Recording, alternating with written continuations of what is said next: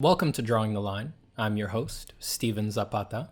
I was spurred to record this first episode of the podcast after a conversation with my old friend Joseph Marziliano, who sculpts. We were hanging out one night. Everything was normal until it wasn't. Things took a very dark turn. Joe started threatening to squish my head. You know the thing that kids do where they take their forefinger and their thumb and they put them around your head from far away, and then they have you there. There's nothing you can do. There's nowhere you can go. You're at their mercy. Joe did that to me, and he had a demand. He asked me what the last secret in art was. What was the big secret at the end of art? And I don't know if it was just the high stakes of the situation or the reality of my impending doom, but I was surprised to find that I had an answer. I told Joe, the last secret in art is that you never figure out how you do it. And right away for Joe, it rang true. He knew it was true, and he explained to me how it was clear to him through his experience already that that was indeed the case. And then he took it a step further and he asked me, why is it that way though? And that's sort of a laster than last secret, because it's a secret about life. It's that your whole life is that way. And he also saw that that was true immediately. So in that moment, we put the whole path of art into the perfect circle. It is the end at the beginning. That interaction with my good friend sort of contains my entire artistic metaphysic. And in seeing that that is the reality at the end of art, that whatever else is going on, however good you've gotten, whatever achievements you've gained, whatever mastery you have attained, you still don't quite know how you do it moment to moment. That being the fact at the end of art reveals it for what it is. It's one of the high mysteries. It's inherently mysterious. If you're never going to find out exactly how it is that you do it, it's a mystery. Now, this is not to be overlooked. This is not something to just be noted and then forgotten about. This is not just some quirky truth to be realized about art. No, this is something to be lived from, or at least that's my opinion. That's my thesis. The path of art is the path of the controlled accident.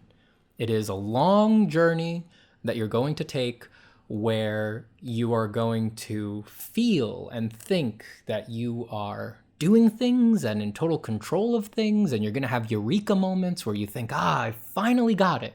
And then upon closer inspection, you're going to realize that all of this is sand through the fingers. You can't grasp onto this. It was never as solid as you thought. And things that work one day won't work the next. Things that you thought were going to be with you forever, one day you'll wake up and you realize you're not into it anymore, and you're going to go in this way and that way, veer left, veer right, go up, go down, every which way. And that's the way it should be with a complete art, with a high mystery, with one of the old esotericas. That is the nature of art. That's the nature of drawing, painting, all artistic practices. And it puts them in the hallowed halls with all other contemplative practices. It's right up there with meditation and all of the wackiness people experience on psychedelics. So what does it mean to be on a path when the end result of this path is that you never really figure out where you were, how you got where you were going, that it's all inherently mysterious? What does it mean then to be on the path? Well, I think of it in 4 stages: beginner, intermediate, advanced, and master. But the key here is to not think of these stages in the way people traditionally do. It's not about what's on the paper. The way that I think about them really has very little to do with how quote unquote good your drawing is on the paper. The way that I think of the stages of the path of art is experiential. It's about how you feel while you work. Really, I think that's all you can actually grasp onto, because your opinions about your art change day to day. Your goals with your art change day to day, and other people's opinions of your art change day to day. So if you externalize the path to the results that come out on the paper, there's only so solid that understanding can get. On the other hand, if you look at it experientially, if you look at it as how you feel in your art practice on any given day, that's going to wind up squaring more with reality. You can feel like a beginner one day and a master the next, and then back to beginner the day after that. Because there's no real plateauing, and there is no true solid achievement, right? And that may sound sort of depressing or negative. No. I think it's actually much more inclusive and a little more honest to how things feel day to day as a practicing artist. Because no one, even someone who's been practicing for years and years and years and years and has a career and is an experienced professional, they don't necessarily feel that way every day, right? Let's say that they feel that they are an advanced artist, right? There's very few advanced artists who feel advanced every day. When they encounter a new problem, when they come upon an obstacle, they feel like a beginner again. And when they're struggling with that problem but getting some results, they feel intermediate again. And then when they're in their comfort zones and doing stuff that they really have a grip on, they feel advanced again. But it changes. It changes. Hopefully, as an artist, you're not doing the same thing all the time, every day, over and over and over again. Hopefully, things change. If it was always the same thing over and over again, you wouldn't do it. You'd be horribly bored by it. It'd be as if it had already happened. Let's take a look at the steps real quick. Let's just blast through these. The beginner. The beginner is marked by a lack of fundamentals. Now, everyone lacks fundamentals here and there. An advanced artist doesn't necessarily have a grip on everything that we traditionally consider to be the fundamentals. But the beginner has a weak enough grasp of them that they prevent him from pursuing his ideas. That's really what marks the beginner. So if you're a beginner, you have plenty of ambitious ideas. They sort of are what put you on this path of wanting to be an artist. Let's say that you have an idea for a comic book that you want to make, or a video game that you want to design, or something like that. You have this big ambitious idea, but you just know that the skills that you have are not going to be enough to present that idea in a way that's going to communicate it effectively to the audience that you want. You already know that. So instead of pursuing it, you see things in your idea that you need to work on, and you pluck one out and you work on them in a fundamental capacity. So if for the project that you have in mind, the dream ambitions that you have, you need a good grasp of perspective, you go and you draw cubes and you do fundamental exercises. And every now and then as a beginner, you may do personal work that is not necessarily just a study or an exercise. You may still do just creative, imaginative work, but it's not the full extent of your ambition. It's not that comic that you want to make. It's just a standalone piece, something like that. The intermediate stage is reached when you have integrated some of those fundamentals. So you've started to get a grip on your perspective, for example, and then you start doing imaginative work that is not necessarily the most graceful. It's not necessarily the most virtuistic way to do that idea, but now you can grapple your way through it, right? You're not totally in the dark. And even if you hit a big roadblock, you can find references and resources that will help you get through the roadblock. So you will eventually be able to communicate your idea. It's just not very easy. It's a lot of conscious hard work, and it doesn't necessarily come out super graceful. You know, people can kind of tell you sweated over it. Now, the thing is that in this stage, you can actually have a lot of chops, right? You can be a pretty skilled artist, and you might have been drawing for years and years at this point, but it depends on your ambitions. So if your ambitions are very big, even with years of mileage under your belt, you might still be an intermediate in relative regards to the scope of your ambitions. You enter into the advanced stage once your ambitions are in line with the skills that you have developed. So you've integrated enough of your fundamentals, you've integrated enough aspects of your practice that you are finally tackling your big project. Now, notice that the way that I'm putting this allows for a little bit of a strange situation where on any given day, right? Even as a beginner, let's say you've only been drawing for a week, right? You could get fed up and go for your big project, right? You can start drawing the comic, you can start making the video game, even if you've only been practicing for a week, you don't have a grip on your fundamentals, you're still a baby at this. You can still go for your big ambitious project, right? So does that mean that that's not allowed or that you shouldn't be doing that? No. The way I look at it, on that day, the day that you have the gusto for it, right? The day that you have it in you to go for that big project, you are advanced. The trick here is that you have taste.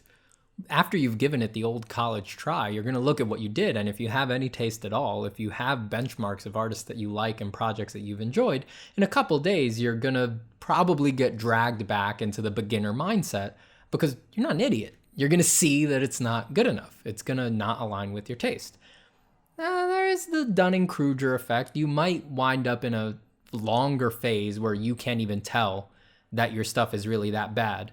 If we table the Dunning-Kruger effect, the idea that you are so lacking in skill that you can't even tell how bad your art is, right? If we just table that, if we assume an artist who has enough acuity of vision that they can sort of realistically place themselves in some imagined hierarchy of skill, the experiential stages of this way of looking at the path of art sort of prevent any imagined egotistical ladder of progression that is solid and that there's no backward steps or anything like that. Like, none of that is real, right? Like, however your practice has gone in the past, that doesn't guarantee future results. It doesn't dictate that you're always going to have perfect days because you've ascended to such and such level. Like, anyone who's been doing this for long enough knows that that's just not the case. You know, you wind up falling all the way back down into the valleys, and on certain days you're up on the peaks. So the experiential model is about how you feel day to day. So I think that more accurately squares with what a real art practice feels like, because I have plenty of mornings where I feel like a beginner, and then afternoons where I'm definitely intermediate, and then back to beginner after the afternoon slump, and then maybe feeling advanced in the evening, and then back to beginner by the end of the day, and then it's time to sort of wipe my hands clean of it and go take a break. That's just how it goes on a micro level and a macro level. And it's all about your ambitions and how you can take them. So I can have a very ambitious, let's say, advanced scope project, and then do beginner style studies leading me towards that advanced project, not just on the scale of my entire path of art, but also in a week, in a couple days, working on a project for a client, anything like that. Now, those three stages encapsulate the experiential elements that have to do with your project and your skill level and how you experience the work that's coming out on the page. But there's one more stage left. There's the fourth stage on the path of art, and that's master. But the stage of mastery, the way that I think of it, is more like a theoretical. It's a useful hypothetical. I think that most artists, even the ones at the top of their game, spend most of their time in the advanced stage. So however big their ambition, however big their dream, they know how to trust themselves to find some way to do it, and they do it. And they can edit their ambitions without losing energy. They make careful choices that add energy to their practice, and they can use the skills that they've integrated through practice rather easily. It's very easeful for them. That, I don't think, changes for the master. That sort of already encapsulates what using your skills feels like. I think the hypothetical further level of mastery is more that those abilities and the feeling of what it's like to create goes a step beyond. Now it's not just about how you execute on the page. Now you've been doing this long enough that it's bleeding into everything. It's becoming every part of your life. The master, as cliche as this sounds, would sort of live and breathe art, right? And whatever you think that is when I say it, it's probably not actually true for anyone. So it's more like a hypothetical that we can create with language and syntax, right? I don't think anyone's living that way, but it's a useful framework for us to analyze what we're going through in the other stages. What's interesting is that I hate to sound weird or crazy, but and I know I just said that this is purely hypothetical, but like the other stages, I do think that you can feel this way. It's just that it wouldn't be permanent, right? And I think even a beginner, someone who's only been drawing for a week or 2 weeks or a month, whatever, just someone right at the beginning of the journey, they can have moments where they feel like a master. And I would say that those moments are moments where everything has come together and you really understand some improvement or progress that you've made. And then that gives you a lot of energy. I mean, I think if you've been doing this for a while, you've definitely, at least I hope you've had days where a drawing goes well enough or felt good enough while you did it, irregardless of what's on the paper, that when you get up, you feel great, man. You have a ton of energy. You feel like you can take on the world. It's like a weird ecstatic feeling. It aligns everything for you in your life. And you sort of get this feeling that if you could handle this, if you could make this work, you can handle anything. You know, you can have that conversation with that family member. You can do that thing for someone that you love. You can overcome this other obstacle that has nothing to do with art because you see clearly for a moment, and this vision isn't always clear, that those same principles that you needed to understand and execute to make this drawing work really do apply to everything.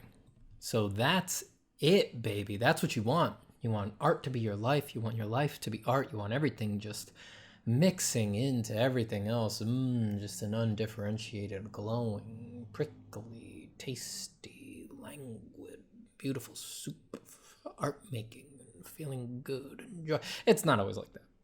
The truth is that it's not always like that. And sometimes it is. Sometimes it is. And god damn it, that feeling is worth going for. But it's just not always like that. And that's why, to me, these stages, it's very important to understand that you're one thing one day and you're another thing the next. I know for me, there's most of the time I feel intermediate, you know? Some days I'm a total beginner, all over again. Some days I'm less than a beginner, haven't even started. And in fact, I don't start. I'm like, it's not gonna fucking pan out today, and I go do something else. Other days you get lucky. You feel advanced. You feel, oh, yeah, no, I got this. This is fine. Doesn't matter how big the job is, no matter how big the task, no matter how big the ambition, how scary the dream, it can be done. It all seems so clear. It's not really as confusing as you thought it was a lot of the time. And then every now and then, not often, not a lot, every now and then you get to feel like a master. And again, has nothing to do with how good the drawing looks on the paper. All right? You need to get that out of your head. It's not really about that. And that was never what it was about. It's about how you feel. You only need maybe even just one time in your life to feel, not believe intellectually, but feel that drawing saved your life. You're a master forever. It's done. The whole effort is vindicated. The entire endeavor is right there. So perfect, so clean. Everything else kind of unnecessary. You could drop dead right then and there. You only need that every now and then. You only need that every once in a while. It's a great way to start over. It'll rejuvenate you, give you a kick in the ass, change everything. That's a good thing. But I hope that looking at these stages this way can help some people who are near the beginning sort of get out of the browbeaten, vicious cycle kind of a loop that I see a lot of artists getting into online. You're allowed to feel like a beginner. Know truthfully that even after 20, 30, 40 years of this, there will still be days where you feel like a beginner. You might go every day feeling like you're a beginner. And know that you are also allowed to, in the middle of this time that you are supposed to feel like a beginner, where you suck, where you don't have the chops yet, you are allowed to have days where you feel advanced. Guess what? Even if you don't have the fundamental skills, if you woke up one day and you didn't have a lot of ruminating thought, you weren't getting in your own fucking way, and you had this big idea and you just sat down and you pulled the references and you made the little plan and you executed on something that got your idea out in a way that you felt was just fine, even if only for a few minutes, you were advanced that day. Even if you wake up the next day and you're like, ooh, that was crap, and you really put it back into the context of your long-term practice and see that it's really not good and you really got a far way to go, guess what? You're still advanced. Still advanced. You still experienced the conception, execution, and ending of that piece of art in the same way that any advanced practitioner does. On that day, you got to be advanced. And further down the line, after years and years of practice, you're going to get to feel advanced much more often. And that's a worthy goal to get to. I wonder how many artists feel like masters on most days. How many really feel at the absolute bleeding edge of what's possible in art. I wonder if there's any who feel that more than once a year or something like that. Maybe once in a lifetime. I wonder. Is there anyone who feels that way all week? Could it be? I wonder. If you want to get there, if you want to drive all the horses at once, if you want to simmer at that slow boil of artistic ability and just have any idea that occurs to you be another popping bubble in that art stew, you need a lot of energy. You're going to need a lot of energy over the years to stick to it and practice and go through every kind of iteration and, reach peaks of ability only to realize that you need to go back down into a valley of the art mountain range to find some skill that you missed and then wallow down there for weeks making art that is just not as good as your art usually is, just so that you can add on this one thing. You're going to have to get used to that. You're going to have to be comfortable being in the valleys and being in the peaks, and you're going to have to wander like a yogi in those artistic Himalayas for years and years and years if you ever want to be a master, I would imagine.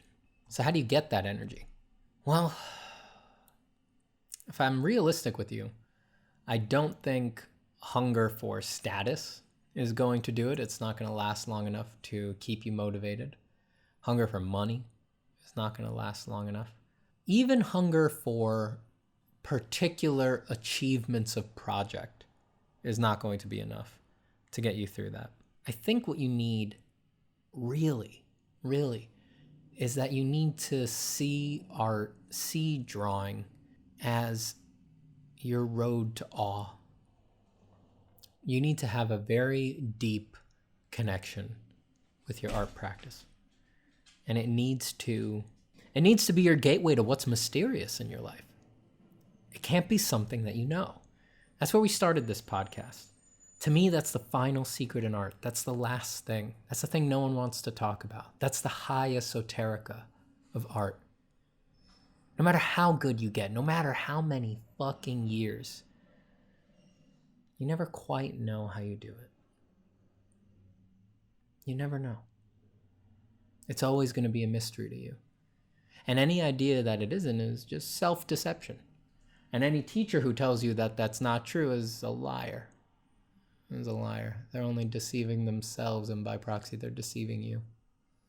You don't know. You don't know how you do it. It's even worse than that, actually. It's when you're bad at it that you know it the most, right? You're conceptualizing everything. And it's when you're good at it that you don't know it the most. It's when you're good at it that it is the most mysterious.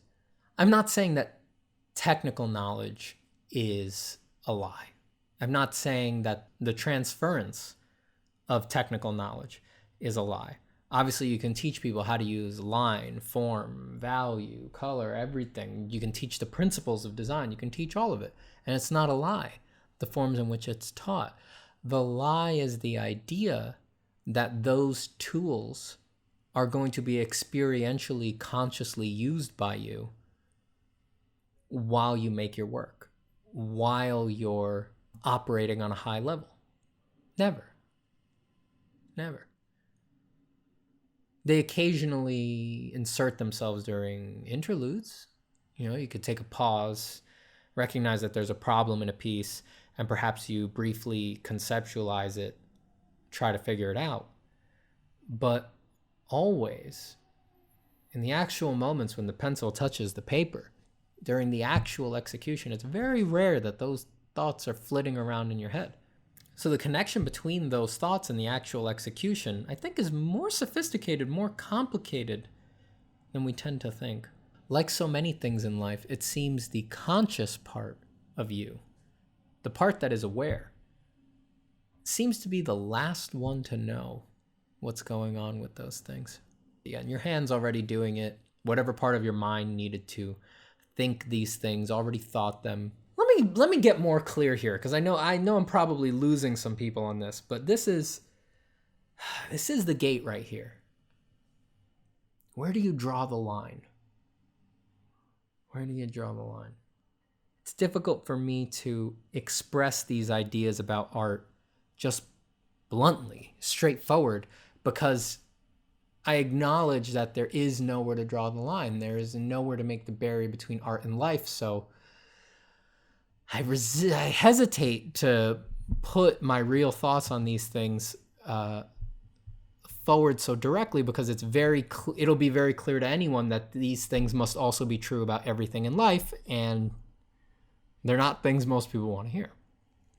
But to be very clear, I don't believe in free will.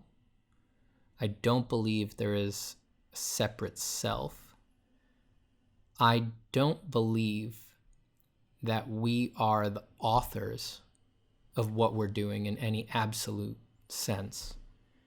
I don't believe that as an artist, you are authoring your art in the way we traditionally think.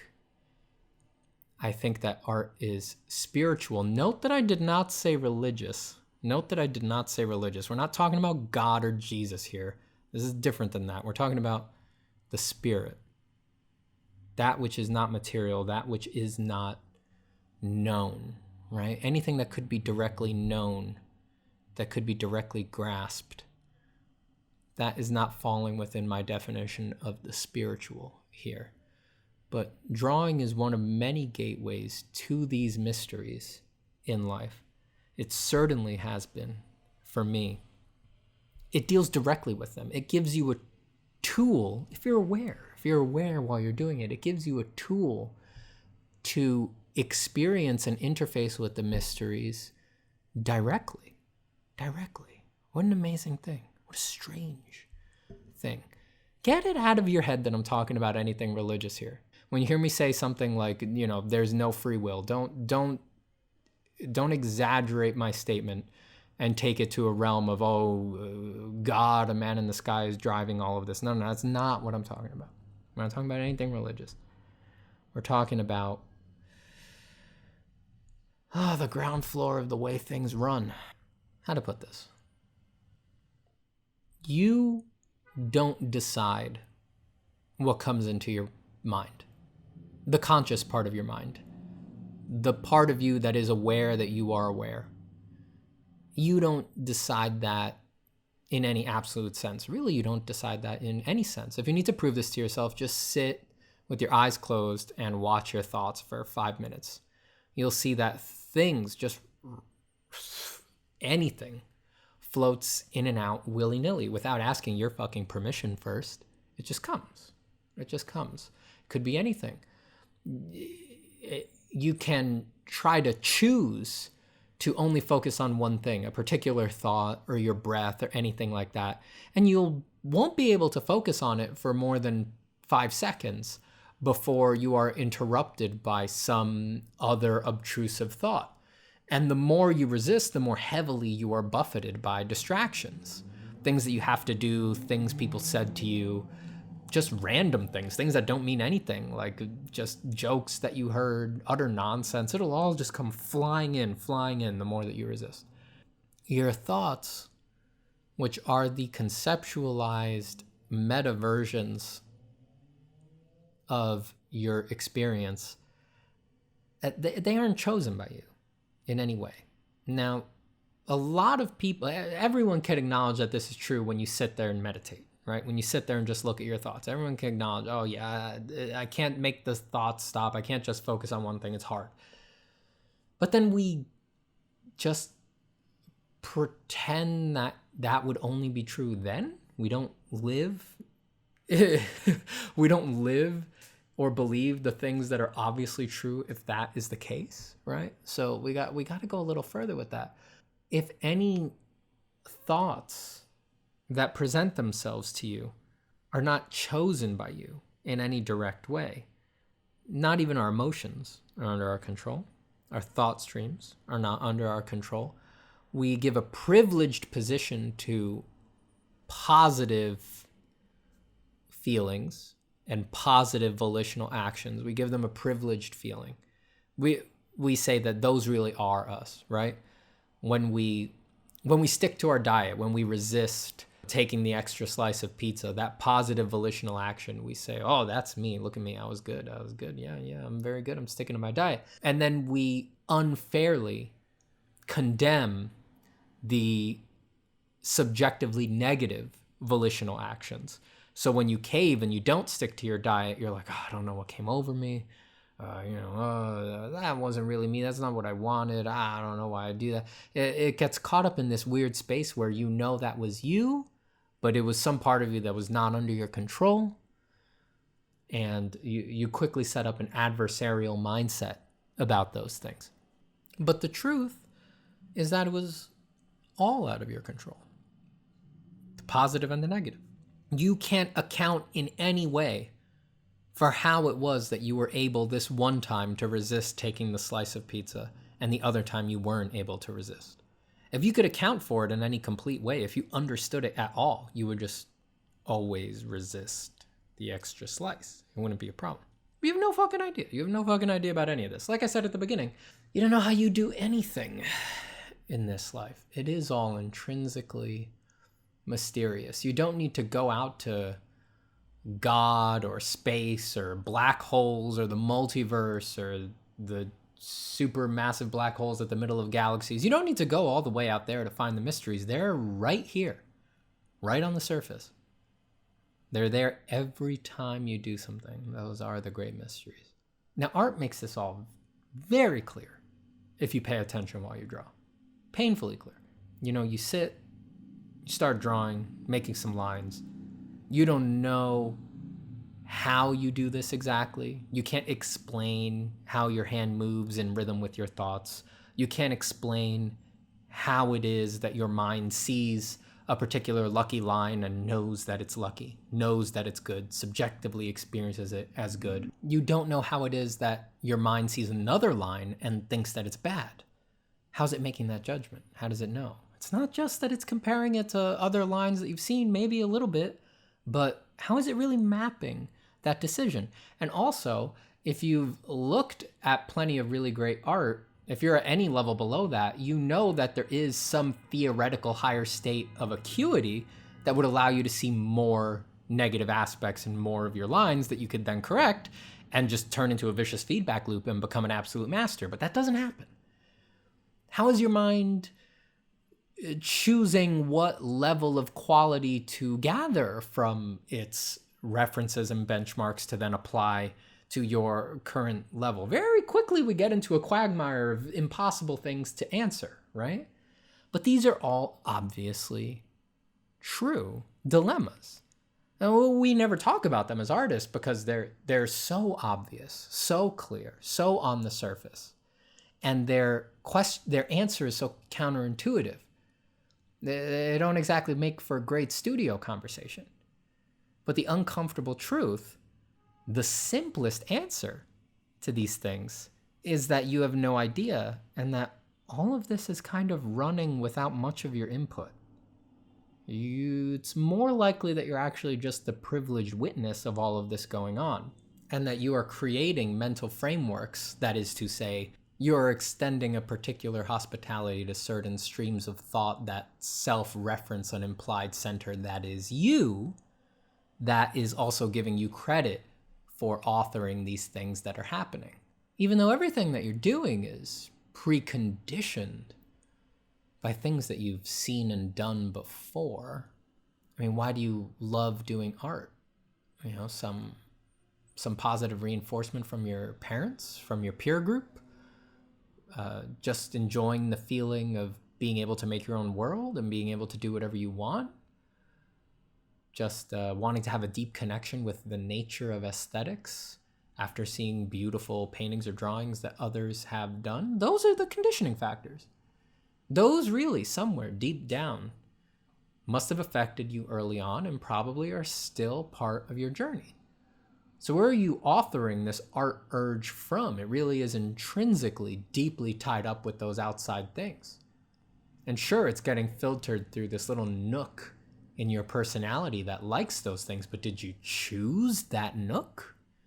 If you did, why don't you choose some other nooks that also wind up with you having six-pack abs, being incredibly erudite, you know, reading 300 books a year? Like, pick all the best nooks, you know? Your personality is not completely under your control. Comes down to hidden and implicit interests. Really, that's so much of it comes down to that. You notice the things that you're interested in, and you don't notice the things that you're not. It's like that famous experiment that has the famous YouTube video online where you're supposed to count the black shirted team and the white shirted team passing the basketball to each other as they all dance around, and you're so busy counting that you don't notice the man in the gorilla suit walking right through the middle. We all love that video. We've all seen that one. It's been proven in other ways in other experiments, but you don't see what you're not looking for. You don't see what you're not interested in. It's not a hidden man in a gorilla suit. He's quite obvious in that video. And we all just take that as a funny little thing, fun video to watch, fun experiment to run, weird thing to repost. What if you lived by that? What if you actually took that true? What if you actually settled into what that means for you? You only see the things you're interested in. What does that mean for what's good and bad? For what's useful? Does those really matter? To your mind, to the part of your mind that's under the part that is self-aware? Not really. Not really, friend. Good and bad don't really matter to that. There's only what it's hopelessly interested in. And you don't really have a lot of say in that, do you? No.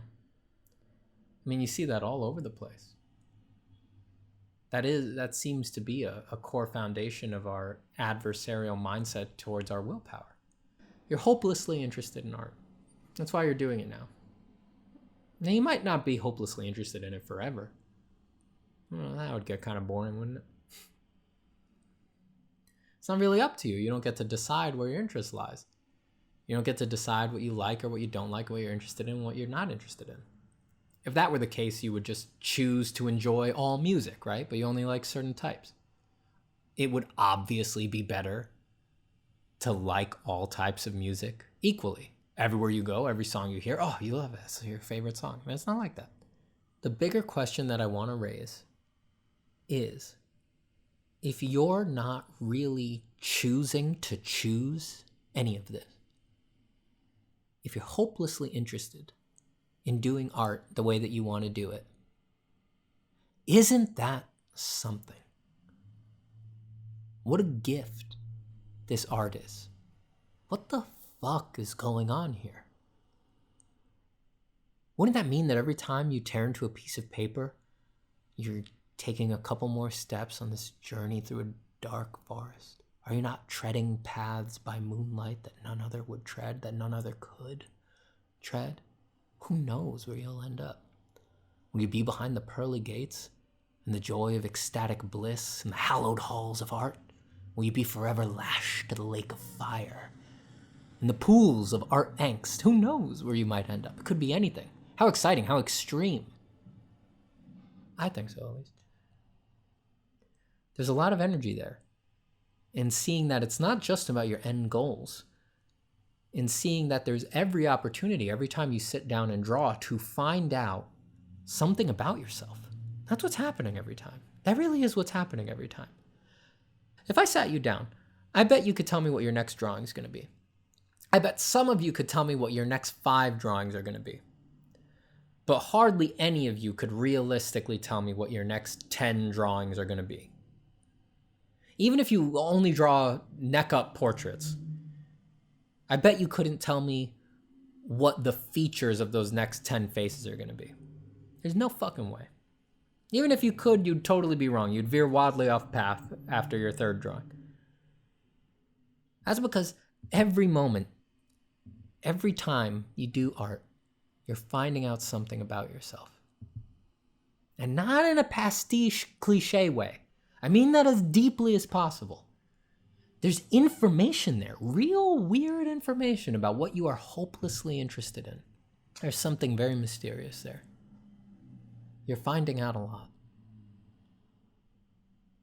That's what allows art to open up as a road to awe. And it can be an incredible mirror for the world outside and inside. I mean, you'll go absolutely crazy if every time you set up to draw, you take a moment, just a couple breaths, to realize how incredibly unlikely it is that it's possible to draw. How highly improbable. It's not just improbable. God, it feels impossible if you think about it for too long. My God. I mean that things hold together in such a way in this universe that you can put marks down on paper, and with just some amount of deft skill, you can put the idea of something in someone else's head, into their experience. It doesn't even have to be a particularly good nose or whatever to make another person think nose. And then we get caught up with everything that comes after that. We say good nose, bad nose, skillful nose, unskillful nose. Who fucking cares? Nose. Ear, eye, face, vase. I drew this with dust on paper and honestly barely worked at it. And look, you can't help it. You look at it now and it's an ear, it's an eye, it's hair, it's a person, it's your mother, it's your brother, it's your dog. It's like it could be anything in the universe. That's the fucking scary thing. That's what happens then when you take it out of the realm of drawing what's in front of you, right? It's already weird enough that if your friend came in and there's a real vase right there on the table, and then they look at your paper with the vase on it, they go vase, even though it's so clear that it's not the vase. There's the real vase right there, right? I know this is all super obvious. Give me a fucking second. The real vase is there still. Another person can look at your drawing and say, that's the vase. In fact, it's the same vase. How is it that that's possible? How terribly unlikely. How terribly unlikely. How is it that it all holds together? Why were the rules of physics as such that could happen, that could work? What a beautiful thing. God, what are the odds? Now when we go into the realm of drawing from imagination, now things get deeply odd. Now things are really weird.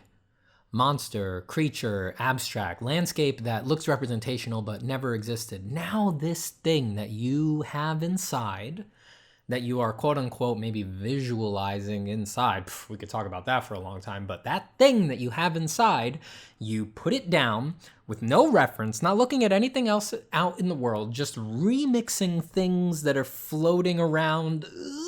I want to resist saying inside, because where's that? Things that are floating around that you've seen, you remix them and you produce this thing that never was and never will be, and you show it to someone and they see it and they get it. And then forget the judgment. Forget whether it's good or bad. Fuck it. How weird is it that they can look at it, This thing that, it could be something that really has no analog, right? Like an abstract, like there's nothing else like that in the world. Or you could design an alien, right? You could draw a crazy alien, just it doesn't look like an insect, like a crab, anything. It's just this weird, blah, just this nightmare, right? And they'll look at it and they'll get it. They'll see its shapes, they'll read into it, it'll have some form, they'll be like, gross thing. They downplay it. We all downplay it, but my God, they've never seen anything like that. They've never seen anything like that. And they get it. Isn't it haunting that you have the potential for that inside and that also the audience on the other side has the same potential? They're as creative as you. You get what I'm saying? For however hard you work to create it, you could have slaved on it for hours, for days, months. When you give it to them, they recreate it in the moment, right there, in a heartbeat, in a flash. And they are now hopelessly betrothed to it. Now it would be so hard to make them unsee it the way that they have seen it. What is happening here? What is happening here? What is it? What is that? What is that? Ooh. You see how that calls into question all your barriers, everything. Man, woman, race, language, ethnicity, nationality, where you're from, fuck it. This planet, wherever the fuck anything is going on, if that's possible, where are the barriers? Show them to me. Can you put your finger on it? I can't. Not anymore. I used to. Shit. There's something very strange going on. When you draw, pay attention very clearly. You don't always have to. You don't always have to pay such close attention. But try it every now and then. Really feel everything that's going on. Open yourself up to the thoughts that are coming in and out of your head. Try to pay attention to where they're coming from and where they're going. The feelings. Your hand and your arm. Even the way your eyesight is changing while you draw. How often are you really tuned in to the nature of your vision while you draw? You ever been drawing, start daydreaming? Sometimes it's very visual daydream. You're in another place completely, but your hand keeps drawing. And you're unaware of all of this until you snap back into it and sort of looking at your drawing again. Even though you've been looking at it. You've been looking at it, you just haven't been sighting it. Suddenly you're sighting it again. You ask yourself, where was I now? Where was I? And our reaction to that often is, I gotta focus, I gotta concentrate. Put your focus on everything. That's what's gonna happen anyway. All those things are still gonna happen. The whole process is still gonna run. The process is more complicated, has more things involved than you are willing to allow it.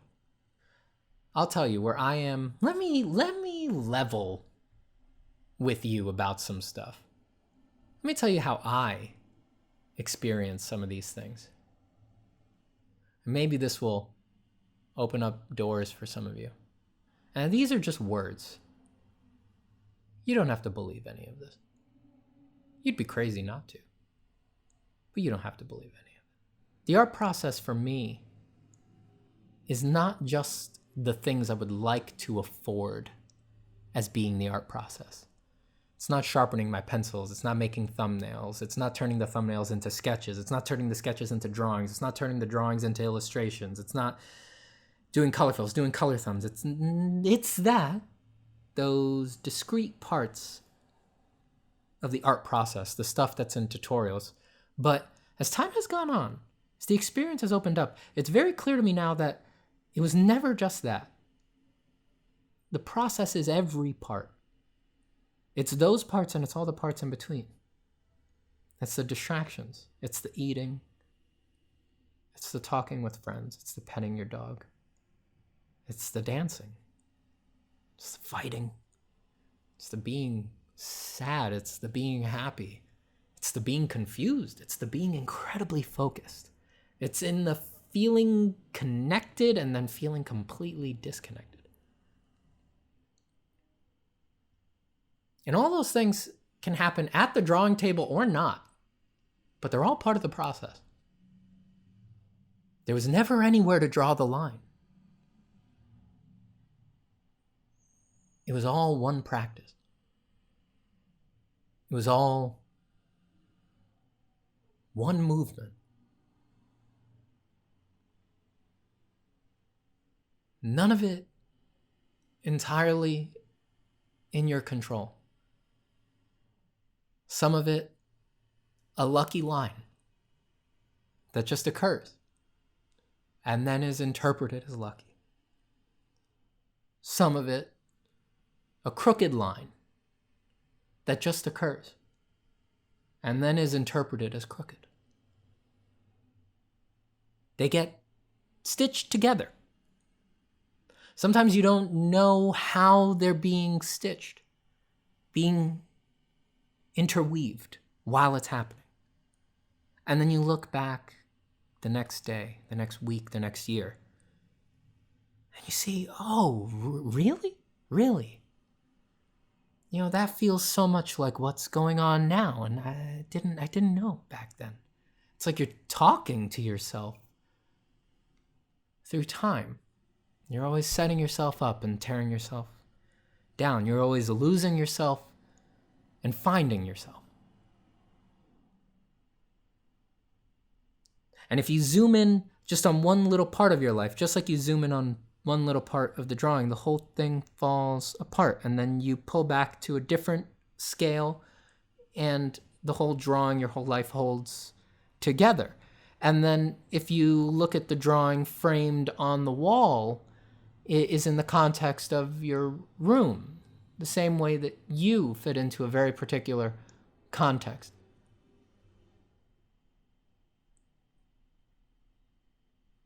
And it's your context that made you, that still makes you.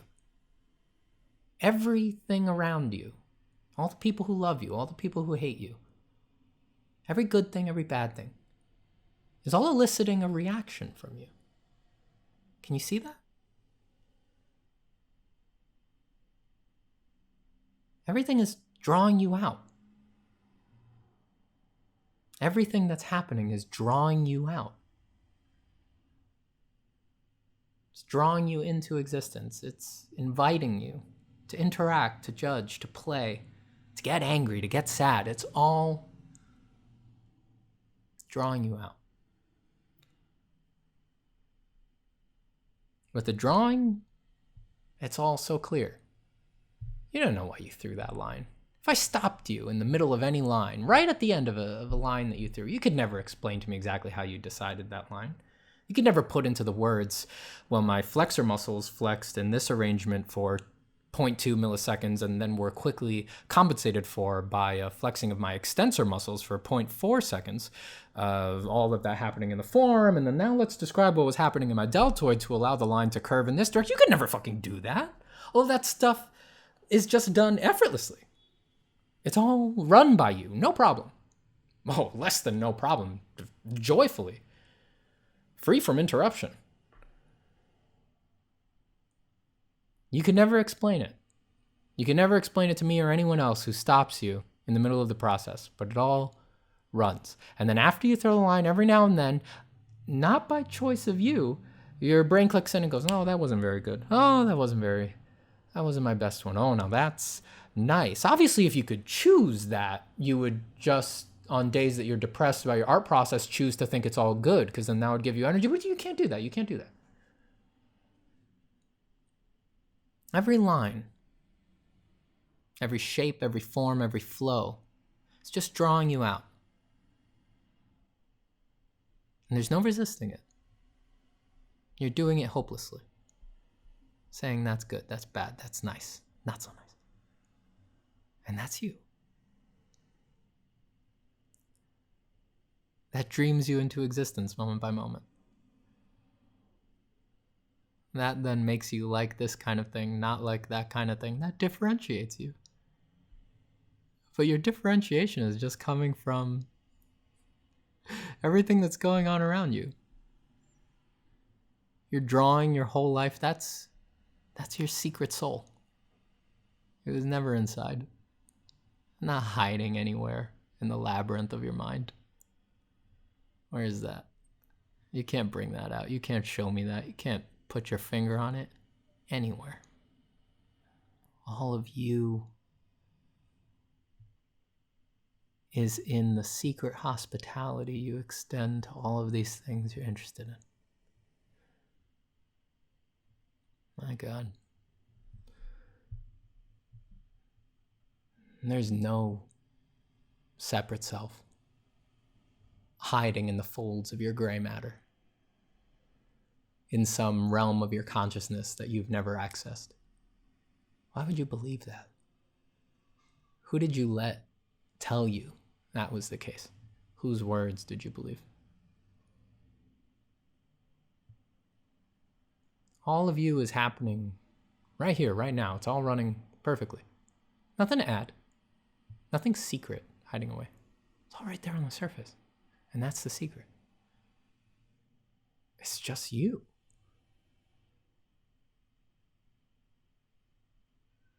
Even if you're drawing the most far out thing, it's just you. Being run by a process that you don't control in any absolute way. And yet there's the thing. Weird. For that to be possible, there can't be a separate self. It all has to be union. There has to be an empty space in the middle. Now, don't think empty in the negative way. Nothing negative. Think of emptiness more as open. Infinite potential. Something that is truly empty, something that is truly nothing, is the ultimate potentiate space for any possibility. That's clear on any blank sheet of paper. Anything could be on any blank sheet of paper. You could accidentally draw the vision from any corner of the universe. That's all within the potentiate space of that blank piece of paper. But it's not the paper doing it. It's you. So there has to be a deeply open part of you. That's what's at your implied center. Nothing. And that's possible because you don't have to control any of this. If you had to control any of it, if there really needed to be absolute free will, there'd have to be something there at the core. But you get the best of both worlds. You get to feel like it's all free will when it's not. You get to have this open middle, completely fluid.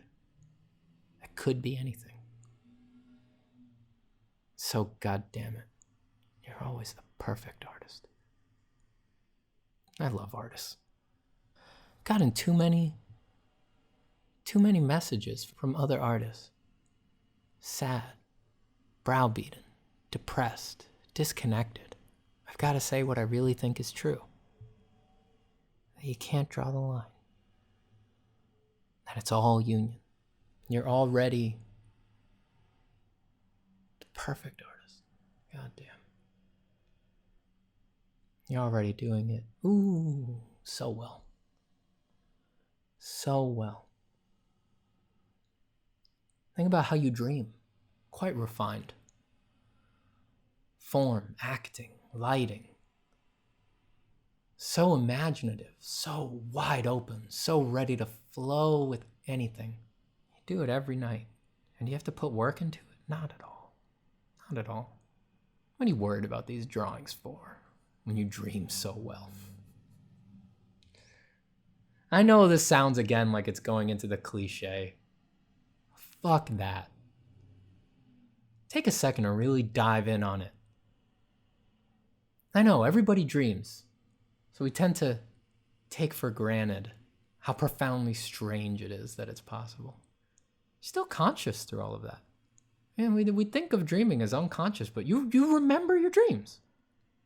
You wake up and you remember what happened. You remember what order the things happened in, even if they're totally illogical, even if they are ordered in a way that would not make sense in our waking life. You even remember the sights, the sounds. How are you unconscious? Your body was asleep. How were you unconscious if you remembered all that? Don't take that for granted. I know that's super obvious, too obvious, so obvious that we don't think about it. Turns out the empty openness that is you, that is aware that it's aware, can abide in even those topsy-turvy impossible realms. Sometimes in those dreams, you're not you. Sometimes you're you in very unusual situations. Other times, you're not you. You wake up, I had a dream that I was my mother, I was my dog, I was a peasant in France. Like, you could be fucking anything. And it's all continuous. It all holds together. Maybe it's illogical, maybe it's irrational, maybe some of it are non sequiturs, but you extended all a very agreeable hospitality, like, oh yes, that happened. Huh. Nothing mundane about that. You do that every time you draw. You do that every time you draw. We just tend to talk ourselves out of it. We tell ourselves it's something else going on. You're the dreamer, man. You already are. You're doing it all the time. If you've been listening to this for an hour and 15 minutes, I'm guessing that you're pretty tolerant of shit like this. So I'll give you a little exercise. You could try this out. Just close your eyes and sit however you're comfortable. And just be aware of the darkness that you see with your eyes closed. Then use the concentration that you've gained from years of trying to do this. I'm just kidding. You'll need some amount of concentration. You probably need to build up, but this is totally possible, right? You don't need to take my word for it. Just try it. It might not work the first time, but if you try it for a bit, I think you'd be surprised by the result. Just pay attention to the darkness behind your closed eyes. It's never quite dark. It's always shimmering, right? There's like movements, weird flows, little pinpricks of light. It's hard. It's so hard to describe, but it's not just pitch black, right? There's some weirdness going on back there. And whenever you get distracted by a thought, just come back to the darkness behind your closed eyes. And just try to keep looking at it.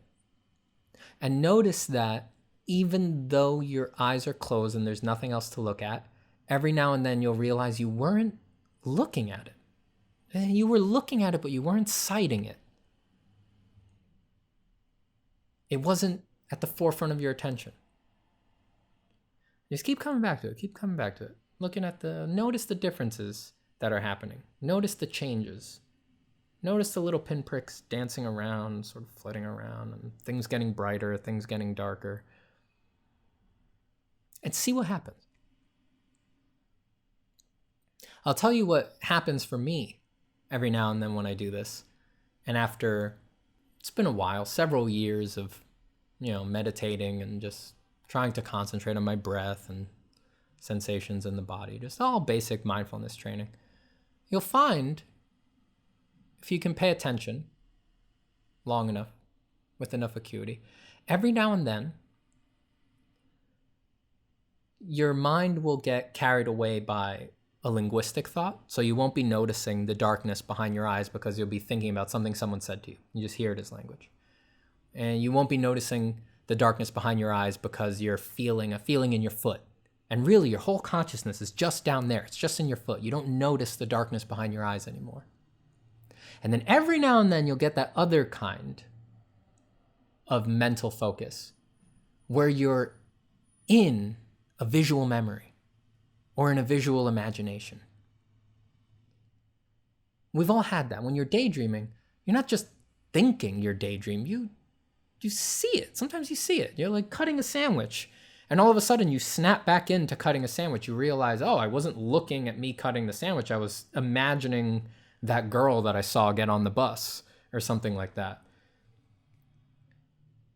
every now and then, if you do this exercise, you'll tune in, you'll snap in to the moment where that visual thought, that visual imagination self-dissipates and you go back to the darkness behind your eyes.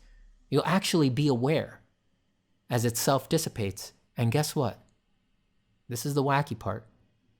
You'll see it like a dream, but you're not asleep. You're not even really in that dozing off state that you're in sometimes when you're just rolling around in bed in the morning and you don't want to get up. You're wide awake. You just suddenly realize that every time you're carried away, that really is like a dream. There's very little difference. And it seems that visual component can happen anywhere, asleep or not. Again, like I said, you don't have to believe this. I don't care if you do or you don't. You could think I'm a liar. What I'm telling you is that if I sit there and try to focus on the darkness behind my closed eyes for 10, 15 minutes, every now and then, when I come back to that darkness after having been carried away by a visual imagination, I'll actually get a split second, maybe even a full second, where that visual imagination is there, present, in my sight, in a very weird way, even though I'm fully awake. No drugs, no alcohol, nothing. Completely straight. Not having consumed anything for weeks, whatever, is irregardless of that. Now, why would that be so strange to accept? When that's what happens to you every time you go to bed. You go to bed, you close your eyes. Sometimes while you're trying to fall asleep, you're aware that you're looking at darkness, and then all of a sudden sleep overtakes you and you're off somewhere else. Is it really so different? And I'll tell you, just like a dream, when I see that for the split second behind my eyes, it is a chilling reminder that everything that I tell myself I'm struggling so hard to do in drawing, my mind knows how to do it just fine. Instantly. Same way that I snatch a ball out of the air. Same way that I take a breath. Same way that I green the grass and blue the sky, grow my hair. Same way that I know how to rot my teeth and do a dance. The same way that I know how to die and decompose. The same way that I knew how to be born. All without my effort. All without my input. Nothing needed, nothing gained. My mind just knows how to see. And between waking life and the dream, it knows not where to draw the line. Let's talk more about this soon.